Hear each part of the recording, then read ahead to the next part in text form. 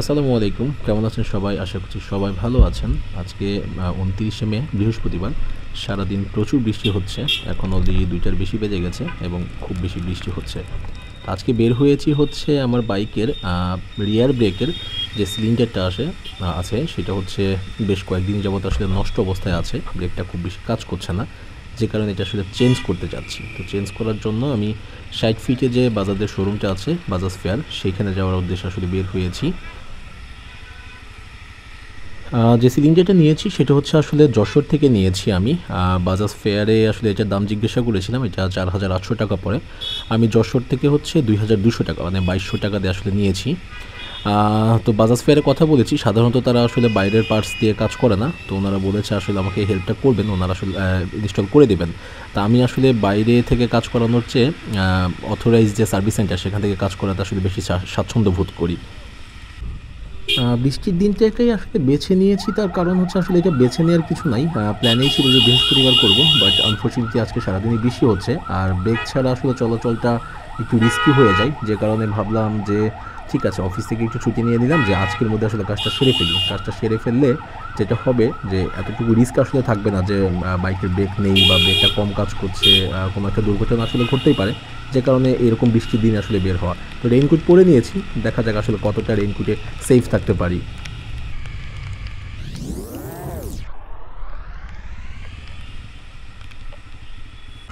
Already বিজয় সরণি cross করছি, সামনের বাইকে ইমরান আছে। ইমরান আবার হচ্ছে হেলমেট খুলে রেখেছে, বৃষ্টি বিলাস নাকি করবে, যদিও বিষয়টা রিস্কি এবং খুবই আসলে অনুচিত কাজ। তো তারপরেও আসলে সে করেছে বৃষ্টি বিলাস করার জন্য।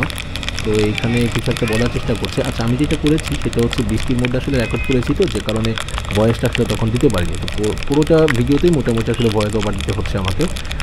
তো বিজয় সরণি ক্রস করে আমি হাতের ডান দিক দিয়ে আগারগাঁও হয়ে ৬০ ফিটের দিকে চলে যাবো ইনশাল্লাহ। এই তো ৬০ ফিটে চলে আসছি অলরেডি, বাজাজ ফেয়ারের খুব কাছাকাছি আছি। সামনে গেলেই হাতের বামে আসলে বাজাজ ফেয়ারের শোরুমটা পড়বে। বৃষ্টির কারণে আসলে ক্যামেরা লেন্সে পানি জমে যাচ্ছে, পরিষ্কার করেও আসলে হচ্ছে না, খুব তাড়াতাড়ি খুব দ্রুতই আসলে আবার পানি জমে যাচ্ছে। যে কারণে মানে মাঝে মাঝে মনেও থাকছে না আসলে যে লেন্সটা ক্লিয়ার করা উচিত। আর বৃষ্টি আসলে প্রচুর হচ্ছে, মাঝে মাঝেই একটু একটু থামছে, আবার প্রচুর বৃষ্টি হচ্ছে। আপনারা এটা আসলে পুরো দেশবাসী আসলে জানেন যে আসলে কীরকম বৃষ্টি হচ্ছে এখন। এই তো বাজাজ ফেয়ারের ওয়ার্কশপে আছি এখন। ব্যাপার কি, এখানে আসলে তো কাউকে দেখছি না। কয়েকজন আসলে দেখতে পাচ্ছি ওয়েটিং রুমের ভেতরে আছে, তো কথা বলে দেখি। আমার কথা কোন আমার কাছে আইছি মোনাক ভাই হচ্ছে নিজেই প্যাকেট আনবক্স করতেছে একদম প্যাকেট ইয়া থাকে ও একবার সিলিন্ডার না না না আমি বলি ওটা তো অফিসিয়াল, বুঝতে হবে আপনার। এটা একদম প্যাকেট সব মনে করেন যে এই এটা থাকে না, র্যাপিং করা থাকে। আচ্ছা, মোনাক ভাই এখানে আসলে আমাদেরকে বললেন যে অফিসিয়াল যে প্রোডাক্ট ওনাদের কাছে যেটা থাকে সেটার সাথে এটার সাথে পার্থক্যটা কী। তো উনি আসলে এটা বুঝিয়ে দেওয়ার চেষ্টা করলেন এবং উনি নিজের হাতে আসলে আনপ্যাক করলেন। ওনাকে যখন আসলে বলেছিলাম যে যশোরের অমুক দোকান থেকে নিয়েছি, উনি বললেন যে আমি খুলতেছি, আপনি ওনাকে বললেন যে হ্যাঁ আমি নিজ হাতে খুলছি। এই যে ভাই আপনার মাল আনপ্যাক করে এলাইছি, এখন যদি লাগে তো লাগলো, না লাগলে কিন্তু ফেরত পাবেন। ধন্যবাদ। ঠিক আছে। আমার এক্স কলিগ আসলে সজল ভাই হচ্ছে দোকানদারের মতো আসলে কথা বললেন যে এই মাল একবার খুলে ফেলছি, এখন কিন্তু আর আসলে ফেরত দেবো না আমরা, বা এটাতে কোনো পরিবর্তন হবে না।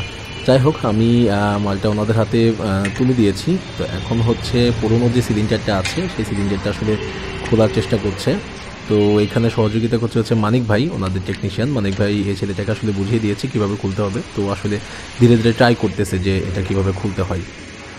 আমি এসেই মানিক ভাইকে জিজ্ঞাসা করেছিলাম যে মানিক ভাই কতক্ষণ লাগতে পারে। তো উনি বলছিলেন যে এটা আসলে খুব ছোট কাজ, 30 মিনিটের মধ্যে হয়ে যাওয়ার কথা। যদি কোনো কারণে আসলে 30 মিনিটের মধ্যে না হয় তাহলে আসলে কতক্ষণ সময় লাগবে সেটা আমি নিজেও জানি না। তো এখন মানিক ভাই আসলে নিজেই চেষ্টা করছেন যে এটা খুলে দেওয়ার জন্য, কীভাবে আসলে ছেলেটা যেহেতু আসলে পারছে না, তো নিজেই আসলে নিজ হাতে চেষ্টা করে দেখছেন। তো এর পাশাপাশি হচ্ছে আমি 2টি স্পার্ক প্লাগ এনেছিলাম যশোর থেকেই। তো আমার যে এক্স কলিগ সজল ভাই, উনি জিজ্ঞেস করছিলেন যে স্পার্ক প্লাগ কত নিয়েছি, তা ওনাকে জানালাম যে 350 টাকা নিয়েছে। যাক, আলহামদুলিল্লাহ অলরেডি খোলা শেষ। এখন নতুনটা ইনস্টলের কাজ চলছে। নতুন এই সিলিন্ডারটি ইনস্টল করবেন। প্রথমে ইনস্টল করার পর হচ্ছে যে সিলিন্ডারটা আছে সেটার মধ্যে হচ্ছে ব্রেক ফ্লুইড দিবেন। ব্রেক ফ্লুইড দেওয়ার পর মানে আমি আসলে কাজটা জিজ্ঞাসা করেছিলাম কীভাবে হয়, যে কারণে আপনাদেরকে আসলে বোঝানোর চেষ্টা করছি। সেই ব্রেক ফ্লুইডটা দেবে, দেওয়ার পর আসলে ওনারা হচ্ছে প্রথমে যে এয়ারটা আসলে ভেতরে আটকে আছে সেটাকে বের করার চেষ্টা করবেন এবং পাশাপাশি বারবার ব্রেক প্রেস করে দেখবেন যে প্রেশারটা আসলে পাওয়ার কথা ব্রেক প্রেস করলে সেই প্রেশারটা আসলে ঠিকমতো পাচ্ছে কি না। এটার যে মেজর টাস্ক আসলে মেজর এইটাই যে ব্রেক প্রেশারটা আসলে ঠিকমতো পাওয়া। যদি প্রেশারটা আসলে না পায় তাহলে মানে ব্রেকটা ঠিকমতো কাজ করবে না, এটা স্বাভাবিক। তো এটার জন্যই আসলে এখন চেষ্টা করা হবে যে কিভাবে আসলে প্রেশারটা পাই।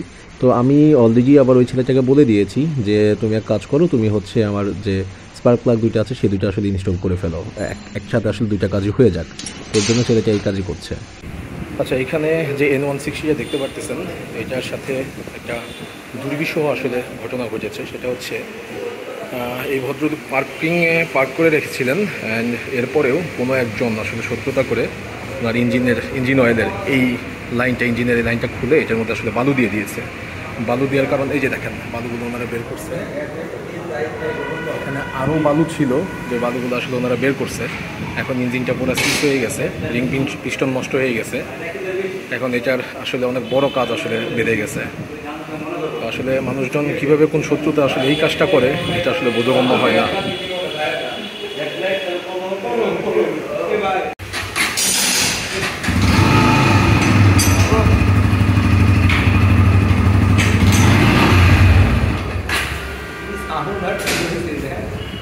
বন্ধ হয়ে যায় পুরো কালো ধোয়া।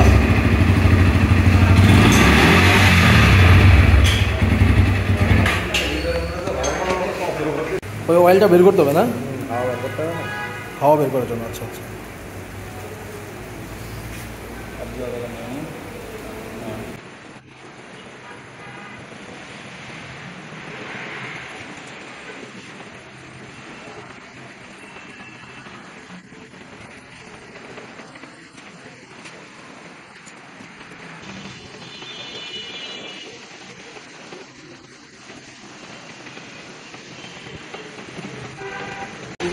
আচ্ছা উনি হচ্ছে অলরেডি ইনস্টল করেছেন, বাট সেভাবে আসলে যেভাবে কাজ করার কথা সেভাবে কাজ করছে না। তো এই কারণে হচ্ছে ব্রেক প্যাড দুটো আসলে খুলে উনি ভালো করে পরিষ্কার করে নিচ্ছেন, যে উনি ধারণা করছেন যে ব্রেক প্যাডের জন্য হতে পারে।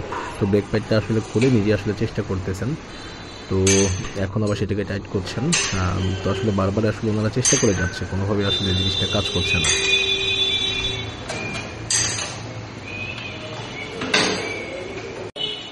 যশোর থেকে আনা যে নতুন সিলিন্ডারটা সেটা আসলে কাজ করছে না, যে কারণে ওনারা একটা ব্যবস্থা করে আসলে ট্রাই করছেন। সেটা হচ্ছে আগের সিলিন্ডারের যে বাকেটটা ছিল সেই বকেটটা হচ্ছে চেঞ্জ করে নতুন সিলিন্ডারের বকেটটা আসলে ওটার মধ্যে ইনস্টল করবেন।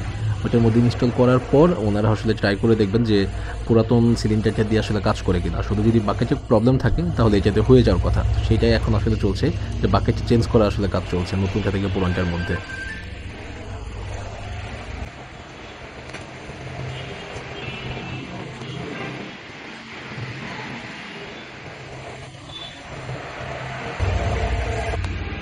এই হচ্ছে নবী ভাই। নবী ভাইকে আসলে আপনারা অনেকেই চিনে থাকবেন। বাকেট চেঞ্জ করার যে বুদ্ধিটা আসলে এটা নবী ভাইয়ের কাছ থেকে আসছে, যেহেতু আসলে পুরাতন যে সিলিন্ডারটা সেটা কাজ করে না, নতুন সিলিন্ডার যেটা আপনি নিয়ে আসছেন সেটাও কাজ করছে না।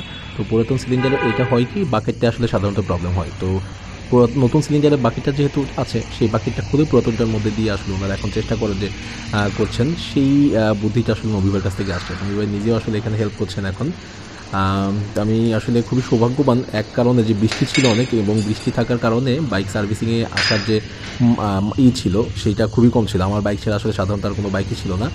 তো ওনারা এর জন্য সবাই মিলে আসলে কাজটা ধরতে পেরেছেন এবং করতে পেরেছিলেন।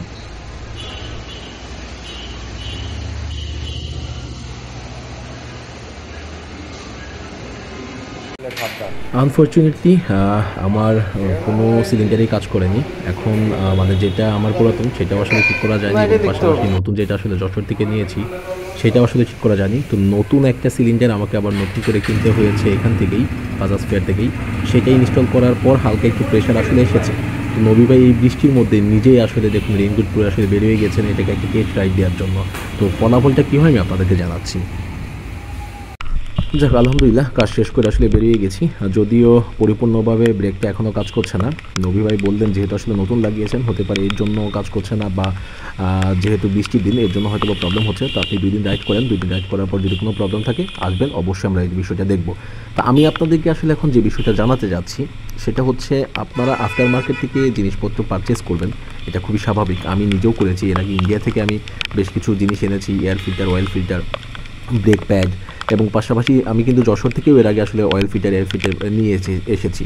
তা আমার মনে হয় কি এরকম মেজর যে পার্টসগুলো সেই পার্টসগুলো আসলে যশোর থেকে বা আফটার মার্কেট থেকে না নিয়ে, বা ইন্ডিয়া থেকে যেখান থেকে আপনারা নেন এখান থেকে না নিয়ে, আমার মনে হয় আমার যে সাজেশন সেটা হচ্ছে যে এটা অরিজিনাল অথরাইজ শোরুম বা অথরাইজ যে সার্ভিস সেন্টার সেখান থেকে নেওয়া উচিত। কারণ আমি যখন আসলে এটা পারচেস করি, এটা পারচেস কনফার্মেশন করার আগে উনি আসলে আমাকে জানিয়ে দিয়েছিলেন যে এটা আসলে আপনি যদি একবার প্যাকেটটা খুলে ফেলেন, আমার যে প্রোডাক্টটা পাঠাবো সেই প্রোডাক্টে যদি আসলে কোনো ফল্ট না থাকে, মানে ড্যামেজ না থাকে, তাহলে আসলে এটা চেঞ্জ করবো না একবার ইনস্টল করার পর।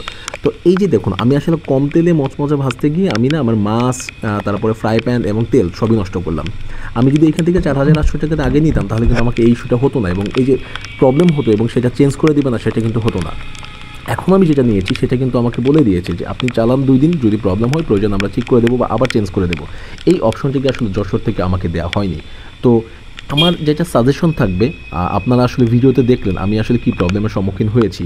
তো এই প্রবলেমের জন্য আপনাদের প্রতি আমার অনুরোধ থাকবে আপনারা ছোটোখাটো জিনিসগুলো, অয়েল ফিল্টার, এয়ার ফিল্টার, এই ধরনের জিনিসগুলো, ব্রেক প্যাড আপনারা বাইরে থেকে নিতে পারেন। বাট মেজর পার্টসগুলো যেগুলো আসলে একটু বেশি টাকা দিয়ে কিনতে হয় বা আমাদের আসলে খুবই বেশি জরুরি, তো এই জিনিসগুলো হচ্ছে আমার মনে হয় অথরাইজ শোরুম থেকে নেওয়া আমাদের জন্য উত্তম। কারণ সামনাসামনি, অথবা আপনি যদি বাইরে থেকেও নেন তাহলে, আর যদি বাইরেই কাজ করেন তাহলে তাকে দিয়েই কাজ করাবেন এবং তার সাথে এটাই শর্ত দিবেন যে ভাই আপনি নিজে লাগিয়ে দিবেন, এবং এটা যদি না লাগে ঠিকমতো তাহলে আপনি এটা চেঞ্জ করে দিবেন। চেঞ্জ করে যতক্ষণ পর্যন্ত ঠিক না হয়, এই রকম কন্ডিশনে আমার মনে হয় এটা কেনা উচিত। যাই হোক, আমি আসলে যে ভুল থেকে একটা শিক্ষা পেলাম। আমি নিজে আসলে পরবর্তীতে এরকম কাজ কখনো আসলে বাইরে থেকে পারচেস করার চিন্তাভাবনা করতে গেলে আরও কয়েকবার ভেবে নেব। আমার মনে হয় আমি আসলে কখনোই করবো না। আসলে যাই হোক, সব কিছুই আসলে একটা শিক্ষার বিষয় আছে, শিখে নিলাম আলহামদুলিল্লাহ, সব কিছুর জন্য আলহামদুলিল্লাহ। তো এখন আসলে ব্রেক খুব বেশি কাজ করছে না, মানে আগের চেয়ে বেটার, আগে যেমন একদমই করতো না এখন একটু করছে, এই আর কি। তো 2-1 দিন আমি রাইড করে দেখি, যদি ঠিক না হয় তাহলে আবার আসবো ইনশাল্লাহ। তা আপনাদের সকলকে আসলে ধন্যবাদ ভিডিওটা কষ্ট করে দেখার জন্য। যদি কোনো প্রশ্ন থাকে অবশ্যই কমেন্টসে জানাবেন, আমি চেষ্টা করবো অবশ্যই উত্তর দিয়ে দেওয়ার জন্য। আবার সবাইকে জানাচ্ছি যে ভিডিও ভালো থাকলে অবশ্যই আমাকে লাইকস, কমেন্টস এবং সাবস্ক্রাইব করে দিবেন, এবং সকলেই সেফলি রাইড করবেন, ইউজ করবেন অবশ্যই সার্টিফাইড হেলমেট রাইড করার জন্য, এবং বৃষ্টিতে রাইড করার জন্য অবশ্যই খুবই সাবধানে থাকবেন। সকলকে ধন্যবাদ জানিয়ে ভিডিওটি এখানেই শেষ করছি। ধন্যবাদ, আবারও ভালো থাকবেন। আসসালামু আলাইকুম।